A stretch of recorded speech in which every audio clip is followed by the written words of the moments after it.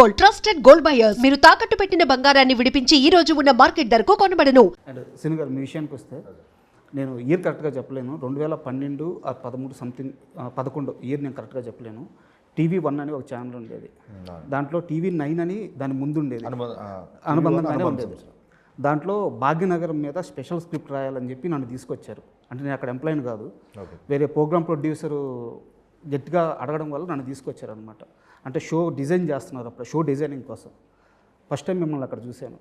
దాని తర్వాత అంటే చాలామందికి తెలిసి ఉండకపోవచ్చు, మీరు జెమినీలో జాబ్ కోసం ట్రై చేశారు. జెమినీలో యాంకర్గా చేశారా? జెమినీలో యాంకర్గా చేశారు. అంటే మీరు వచ్చిన ఆ చిన్న చిన్న మెట్లన్నీ దగ్గర నుంచి చూసిన మనిషిని నేను. సో ఈరోజు మీరు ఎదిగిన తీరు, మీరు ఇప్పుడు ఈరోజు మీరున్న స్థానం ఇవన్నీ చూసుకుంటే లైఫ్లో ఒకసారి ఏమనిపిస్తుంది?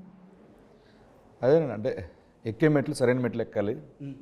ఏ మెట్లు ఎక్కుతున్నావో కంపల్సరీ చూస్ చేసుకోవాలి, ఆ మెట్ల కోసం కష్టపడాలి. ఏ మెట్టు వరకు ఎక్కాలో అది కూడా తెలుసుకోవాలి.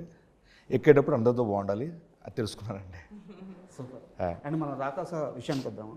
యాక్చువల్గా మీరు ఇందాక డ్రెస్ చేంజ్ చేసుకుంటుంటే నేను వద్దు అని అడగదాం అనుకున్నాను, బట్ మీ కంఫర్ట్ అని చెప్పి ఆపేసాను. ఎందుకంటే ఈ రాకాస మొత్తం థీమ్లో ఈ బ్లాక్ గోల్డ్ అనేది ఇది కాన్సెప్ట్ ఓరియంటెడ్గా కథలోనే భాగమై ఉంది.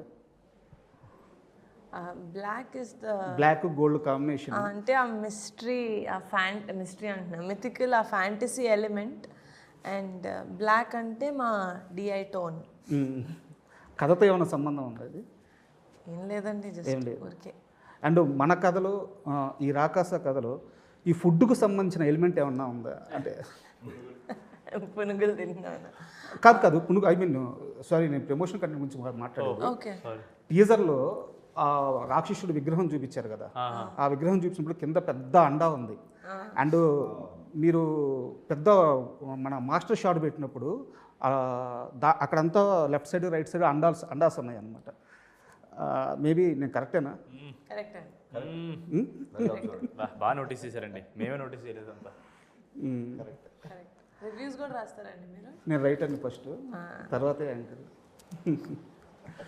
ఓకే, అంటే ఎలాంటి మూవీ చూపించబోతున్నారు మాకు రాకాస? వెరీ ఎంటర్టైనింగ్ ఫిల్మ్ అండి. అంటే అదేదో సింపుల్ వర్డ్ కాబట్టి చెప్పేసామని కాదు, కానీ టు ఎంటర్టైన్. ఇప్పుడు ఎక్కడ చూసినా మన చుట్టూ ఫింగర్ టిప్స్లో, ఎస్పెషలీ సోషల్ మీడియాలో కాన్స్టెంట్గా వీఆర్ బీయింగ్, మన అటెన్షన్ ఏదో దాని మీద పోతూనే ఉంది, ప్రతి 7-10 సెకండ్స్కి పోతూ ఉంది. అలాంటిది ఒక 2 hours అండ్ 2.5 hours ఆల్మోస్ట్ ఆడియన్స్ని మనం హోల్డ్ చేసి వాళ్ళకి ఎంటర్టైన్మెంట్ ఇస్తున్నాము, ఇంకేది వాళ్ళకి గుర్తు రాకుండా, అంటే అదే చాలా బిగ్ టాస్క్. సో అలా తీసుకొని I think we're going to give audience a very entertaining film. యాక్చువల్గా నా దగ్గర ఒక పాజిటివ్ క్వశ్చన్ ఉంది, ఒకటి నాకు సస్పెన్స్గా ఉంది. సో ఆ 2 క్వశ్చన్లు అడుగుతాను. ఫ్యాంటసీ కామెడీ అనే జానరే లడ్డు లాంటిది. ఫస్ట్ ఎత్తుకోవడమే సగం సక్సెస్ అయిపోయినట్టు. అలాంటి కథలోకి అంటే చాలా ఈజీ టైమింగు, చాలా యూనిక్ టైమింగు, స్వతహాగా వచ్చేసిన కామెడీ టైమింగ్ ఉన్న హీరోని పట్టుకున్నారు. సో అక్కడే మీరు 60-70% సక్సెస్ అయిపోయారు. సో ఇది నాకు పాజిటివ్ క్వశ్చన్. బట్ ఇక్కడ చిన్న కత్తి మీద సాము లాంటిది ఏంటిదంటే, ఇలాంటి ఫ్యాంటసీ కామెడీ దాంట్లో కాన్ఫ్లిక్ట్ పాయింట్ ఒకటి ఉంటుంది. మనం త్రూఅవుట్ సినిమా అంతా వెళ్తాము, ఒక దగ్గర కాన్ఫ్లిక్ట్ రివీల్ అవ్వాల్సిన పరిస్థితి వస్తుంది. ఆ కాన్ఫ్లిక్ట్ కరెక్ట్గా ఎస్టాబ్లిష్ అయితేనే అప్పటి వరకు ఉన్న ఎంటర్టైన్మెంట్కి ఆడియన్ ఎంగేజ్ అవుతాడు. సో ఆ కాన్ఫ్లిక్ట్ పాయింట్ మీరు ఇప్పుడు దాకా రివీల్ చేయలేదు ఎక్కడ.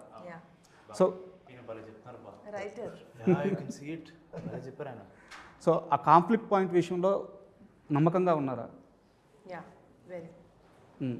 చాలా. ఆవిడకి మీరు అన్నట్టు ఆ కాన్ఫ్లిక్ట్ పాయింట్ ఎగ్జాక్ట్లీ. ఆ నమ్మకం లేకపోతే అసలు ఇంత పెద్ద సినిమా ఆ నచ్చని పాయింట్ మీద అసలు మౌంట్ చేయలేరండి. ఆ కోర్ పాయింట్ నచ్చింది కాబట్టే మేము ముందడుగేసాం. కరెక్ట్. ఓకే.